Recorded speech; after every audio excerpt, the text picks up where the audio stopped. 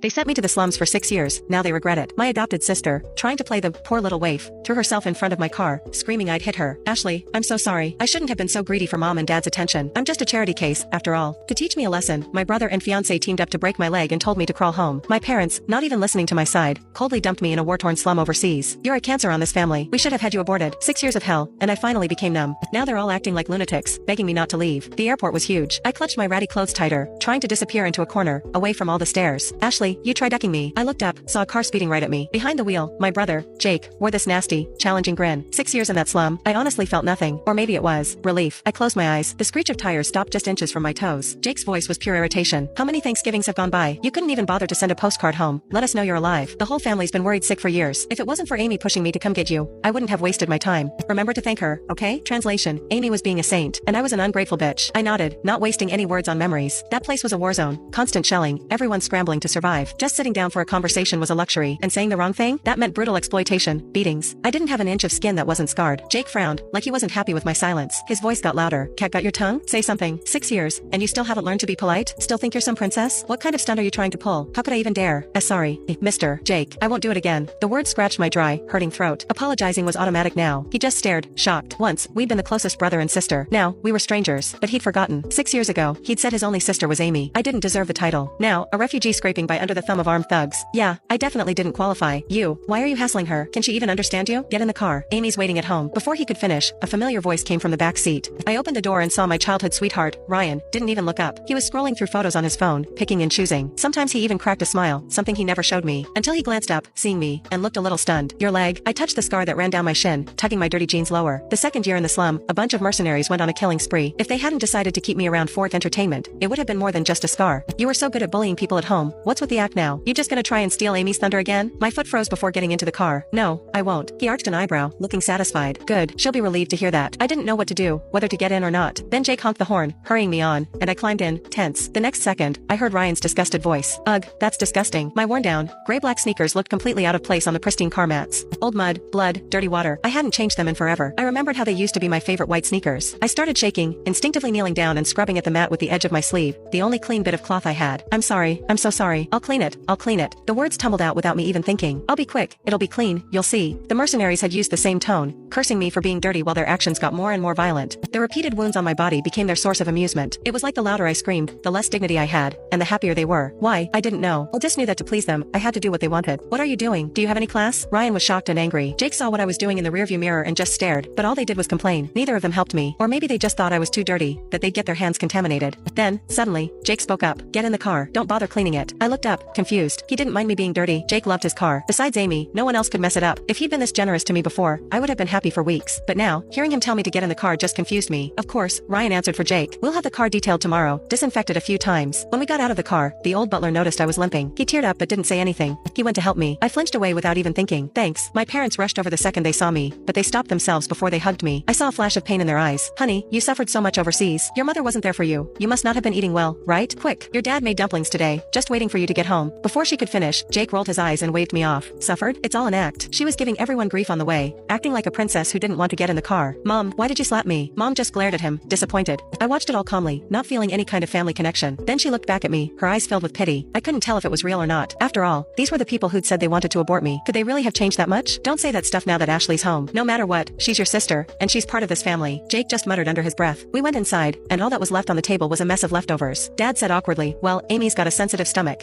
I didn't want her to get hungry, so she ate first. Like he meant it or not, Jake let out a loud burp. I understood. Family dinner didn't include me. Mr. and Mrs. Smith, you don't have to worry about me. I'm not hungry. Please don't trouble yourselves. I was scared I couldn't repay them. Besides, skipping a meal or two had been normal for 6 years. One time I went 3 days without food, just surviving on snow. I was so hungry I started chewing on my own flesh. My stomach was probably ulcerated by now. What did you call us? Mom and Dad were stunned, their eyes red. They couldn't believe their own daughter was calling them that. Or maybe they were just upset that I didn't instantly start hugging them, complaining, begging for comfort. Was that it? Seeing I wasn't going to sit down, Dad stopped Mom and sighed heavily. Never mind, just take her upstairs and let her wash up. Upstairs, after changing, I put on a plain, long dress that covered everything. I ran right into Amy. She screamed, recoiling. A bunch of people rushed up from downstairs. Jake shoved me from behind. What are you trying to do to Amy? Didn't you get enough in the slums? You can't get rid of your bad habits, and now you're going after her again. The shove ripped open the wounds on my back, the pain making me see stars for a second. Amy quickly calmed Jake down, sobbing quietly. It's okay, Jake. Seeing Ashley just reminded me of that time. It's nothing. Mom, Dad, Jake, Ashley didn't do anything to me. You don't need to worry. That time, it had been so long. How long had it been? been since I could remember things from before. That was the first time I'd seen Amy sitting on our couch, barely taller than me. But Mom and Dad were so attentive to her, and so was my brother. My favorite doll, the new dress I'd just bought, even the birthday present I'd picked out, all ended up in her arms. It seemed like everyone got nervous if she was even a little upset. I don't know when it started, but my things slowly got pushed into a corner while Amy's stuff took over my space. Then came the first fight. Mom and Dad had filled the house, where plants weren't allowed, with flowers. They even built a special greenhouse for her. Right after that, I had an allergic reaction and was hospitalized. I couldn't be around that stuff. They knew that, but no matter how much I protested, Mom just slapped me. Why are you being so difficult? Everyone else can handle it. Why can't you? After that, I stopped making a fuss, but Amy still didn't leave me alone. When I was learning to drive, she threw herself in front of the car, crying and saying things I didn't understand. Jake and Ryan got really angry. Then I heard Amy screaming that she wanted to kill herself. To make her feel better, I paid the price with my leg. I practically crawled home, where they forced me to kneel and apologize to Amy. I kept explaining, trying to prove myself. I thought I'd be safe when Mom and Dad got back, but they didn't say a word. They just dumped me in a war-torn slum overseas for 6 years. And now this. Jake looked stunned, but he didn't apologize. Amy's just too nice. She's not hurt now, but that doesn't mean you won't go after her. You're just too kind-hearted. Amy wiped her eyes and apologized to me. Ashley, please don't mind him. He's just too protective of me. I don't know what it is, but he just gets worked up whenever he sees you. It's my fault for being so scared. Mom and Dad stepped forward to comfort her, looking at me with suspicion. How about this? Ashley can stay in the storage room downstairs, the second floor. It's best if you don't go up there for now. I nodded carefully. The storage room was better than the mud and filth of the slum. I was exhausted. I didn't want to explain anything. Besides, I didn't care about any of this anymore. Mr. Smith, Mrs. Smith, can I go to Grandma's tomorrow? The only family I wanted to see. I wondered if she even remembered having a granddaughter after all this time. Everyone's face clouded over. I shrank back, terrified. That's why you came back? You know Grandma doesn't like Amy, and you're still going to see her? You haven't changed at all. Ashley, you disgust me. You've already pushed Amy to the breaking point. Are you still going to bully her? Jake was screaming at me. I curled up in a ball, putting my hands over my head, and kept apologizing. I'm sorry,